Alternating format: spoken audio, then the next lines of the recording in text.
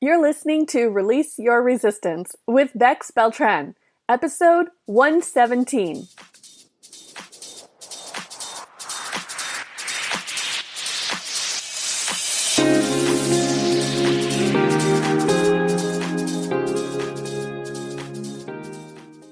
Welcome to Release Your Resistance. This is Bex.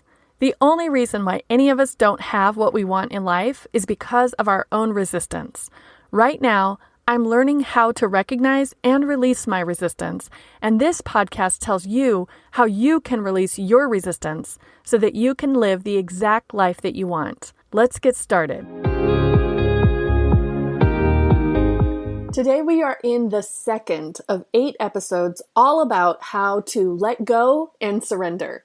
If you missed last week's episode, I suggest you go back and listen to that one first so that you can listen to all the weeks in order, and you can find it at bexb.org/letgo, Letgo. Last week was the introduction to how and why to let go and surrender, and how these 8 episodes will follow and provide context for the Let Go and Surrender Journal. So this week, I'll be sharing some specific ways that you can practice surrender. When I was diving into this work 2 years ago, I was all in. I believed in the benefits of letting go and I wanted them for myself, but I had a hard time thinking of how specifically.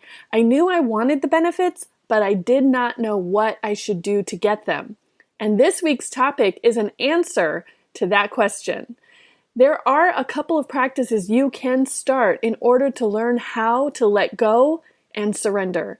And in the most basic terms, you can clean and clear, you can say no and yes, and you can give and receive. I know those basic terms are just way too vague and unhelpful, so let's get a lot more specific. We clean and clear daily, both mentally and physically, to set up the mind to receive. If you wonder how you can let go and surrender, there may be something blocking your openness and your clarity. You may not notice or believe in possibilities because something may be in the way. The first practical step to letting go is cleaning and clearing, both physically and mentally. Is something physical taking your energy because you own it and you are responsible for it and you have to take care of it? When you notice a space in your home or when you think about your belongings, does anything drag you down because it is cluttered, messy, or overwhelming? We become so familiar with our surroundings that we don't even notice when things are overcrowded or when things are out of place or when we are keeping something we do not like or need or want. These physical things in our physical environment not only take up physical space, but they subconsciously take up mental space too. They give us one more thing to house, to see, to notice, to think about, maybe to clean or move or put back. What if you just let go of what you don't want or need or like? Have you ever cleaned out a space like a closet or garage or even just a single shelf, and you only put back exactly what you need and want there? Maybe before you put the things back, you even dusted everything off and replaced it all in a nice, orderly fashion? What a relief, right? Didn't you feel so renewed as you looked at that bright, clean, open area with only your intentional belongings put back? You can do this as a step to practice surrender. It might seem unconnected, but clearing out your physical space can be such a powerful metaphor as you reprogram your brain. You get such relief in getting rid of and letting go of things. Just before the new year, I was having a dinner with a big group of friends. There were probably 8 of us at the table, so there were multiple conversations going on at once, and we would all dart in and out of the discussion as we heard or overheard things from other parts of the table. And I asked one friend what she had been up to lately, and she had just gone through a massive decluttering phase in her home.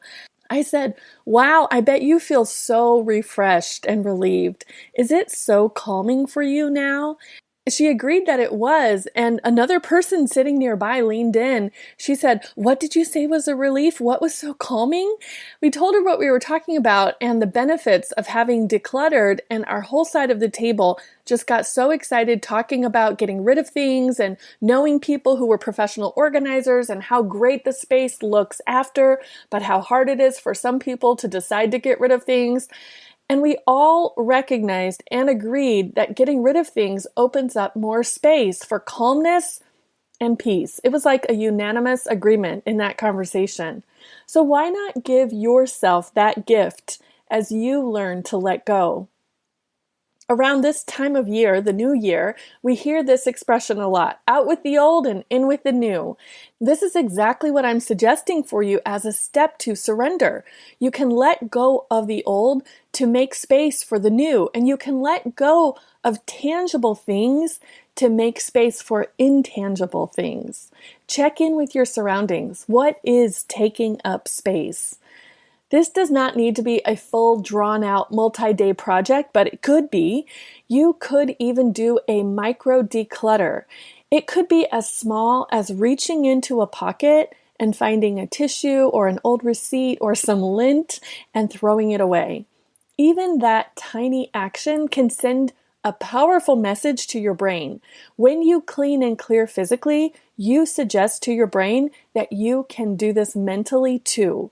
When you throw away that old receipt or tissue, your brain may start to wonder, what else can I throw away?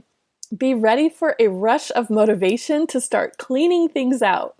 If you're following along in the Let Go and Surrender journal, there are a few different prompts and pages with suggestions phrased in a few different ways for you to think and write about how you can clean and clear physically. Or is it something mental that's taking up space in your brain that you're responsible for, that you have to take care of? Letting go of things is physically letting go of tangible physical items like possessions in your house. It is also a metaphor for letting go of ideas, letting go of expectations, letting go of something that you want and don't have, letting go of need and attachment. This might be another time when your brain is saying, okay, yes, I'm in, but how? Letting go of expectations and attachment is easier said than done, right? I have a few more ideas to share that might help. I was listening to an interview with an anthropologist who talked about the proven, empirically observed benefits of ritual in reducing anxiety. His thesis is that regardless of if there is any causation between the ritual and an event, or if it is a placebo effect, using rituals can help reduce anxiety prior to starting a stressful task or experience. One ritual that you might consider for yourself is choosing a poem or a prayer or a song lyric or a quote that really embodies the idea of letting go for you. I mentioned this in last week's episode when I shared the idea of a daily reading of a surrender verse. I like to think of this ritual as intentional daily brainwashing. So washing in terms of cleaning, but also brainwashing in terms of pressuring yourself to adopt different beliefs through systematic means.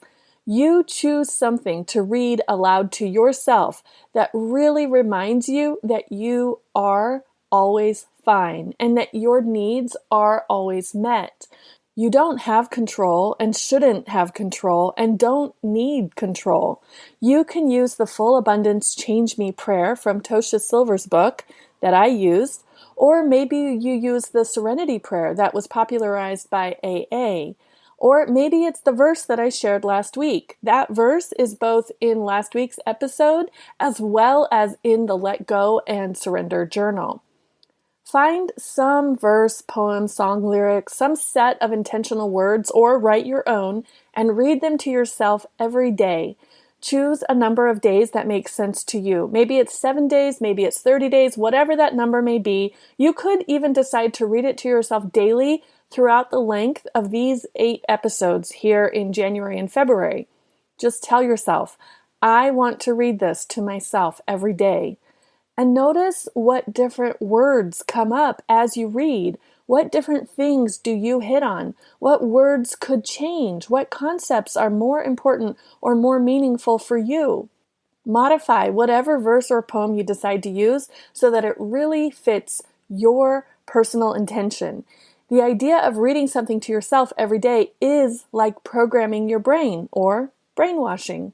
And by cleaning and clearing, both physically and mentally, we are setting up the mind to be able to let go. The next practical step to surrender that I have to share with you is to say no and yes. We practice and develop the habit to say no to fear and scarcity and to say yes to love, abundance, and possibility. This step is really about having awareness and being intentional. You can decide to say no to things that are not helpful for you and that are not aligned with how you want to live. You can also decide to say yes to all the possibilities and options and offers. When you notice yourself thinking scarce thoughts, thinking there isn't enough, thinking something is wrong, if you catch yourself saying, things might not go my way, you can notice those thoughts and say, oh, no, no, no, I don't think those thoughts. I say no to those thoughts. When you find yourself complaining, you can say, oh, no, no, no, I don't complain. I say no to complaints. You can also notice the thoughts and beliefs that no longer serve you and say no. Instead, you can say yes to being open. You can say yes to possibilities, to options and opportunities. You can be open and say yes to receiving things like compliments and help from other people. You can say yes to other people's generosity and your own generosity. You can say yes to inspiration.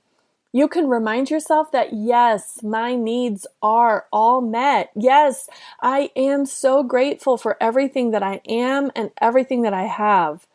And then list out those things in your journal that you are so grateful for, that you are saying yes to. The third practical step to surrender to share with you in this episode is to give and receive. Look for ways you can both give and receive. Look for ways to let love and peace flow through you as if you are the connection or the pipeline or the conduit. Because you are not worrying, you are saying no to worry and no to complaining, and because you are noticing how your needs are met, you will have the confidence and the trust and the freedom to give freely. Think about it. If you know that you have enough and always will, if you know that you are not comparing or counting or worried about who has what, when you realize that you have something in abundance, which someone else needs or wants, you can just give it to them. For example, if you know there is always plenty of time and you're stuck behind someone going slower than you would prefer, you can give them the time that they need freely without worrying about not having enough time or not finishing fast enough. Because remember, you are saying no to worry. Because you are feeling abundant instead of scarce, since you are saying yes to abundance, you can give physical and tangible things generously. Maybe you can even give some of the physical and tangible things that you are letting go of in your cleaning and clearing step. In fact, prior to hearing this, a scarce, worried mind might have suggested that you need to sell things that you are getting rid of because you need the money and you don't want someone else to get something else for free from you. That would be like taking advantage of you. But after hearing this and remembering that your needs are met, you might decide just to give the things away without trying to sell or negotiate or control an exchange of money for things. You might just think, I have already got so much value out of this, and now I'm happy to pass that value to someone else. Do you hear the difference? Can you feel it? It is so easy to give you examples of how you can give things to practice surrender, but the other part of this step is to receive. An interesting pattern that I heard both in the Surrender Study group and the Surrender Summer Camp is that sometimes it is easy for us to give, but it's hard for us to receive.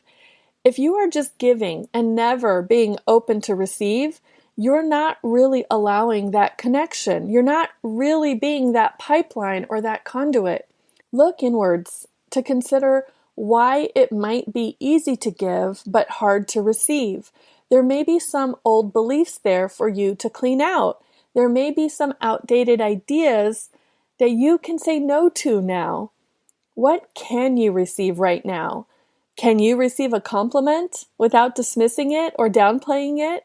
Can you receive a gift or a favor from someone without quote unquote keeping score?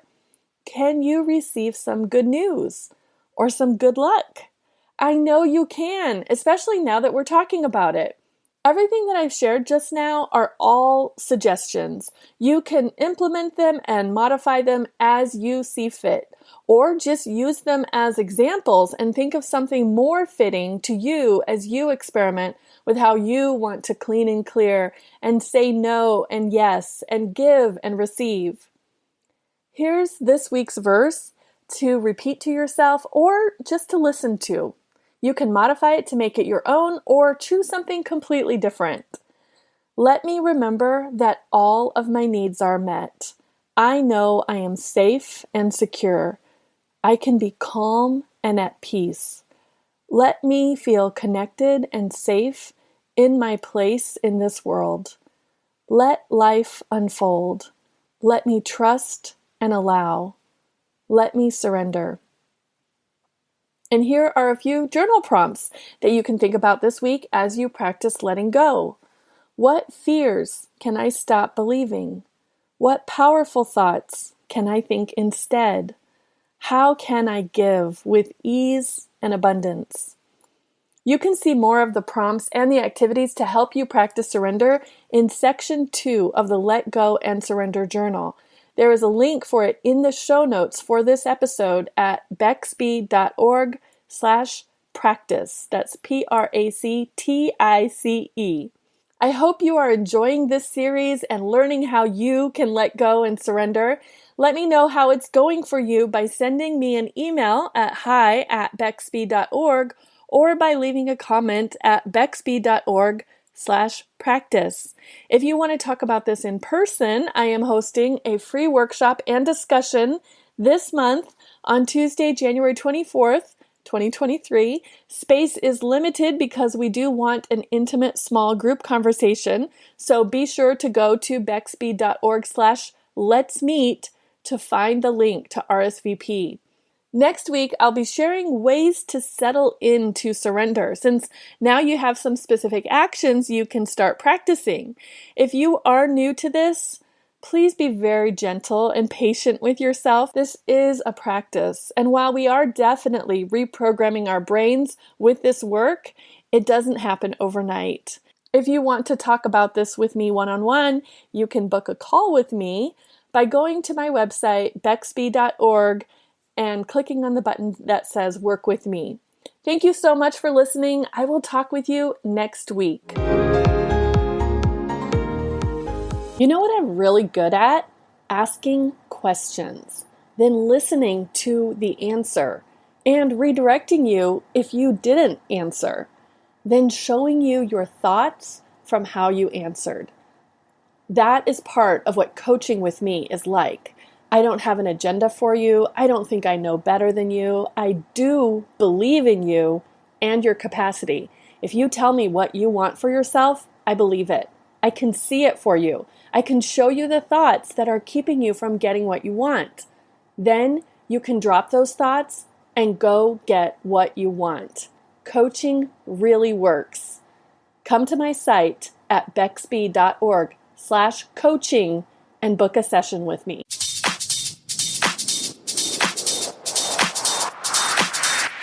This has been Release Your Resistance. Thank you for listening. If you like this podcast, make sure you're subscribed and leave a review on Apple Podcasts. Also, think about someone who you know who would love this episode and share it with them. There should be a share button on your app if you're listening to this on your phone. If you'd like to continue this conversation one-on-one or in real time, come visit me on my site at bexby.org to see how we can work together.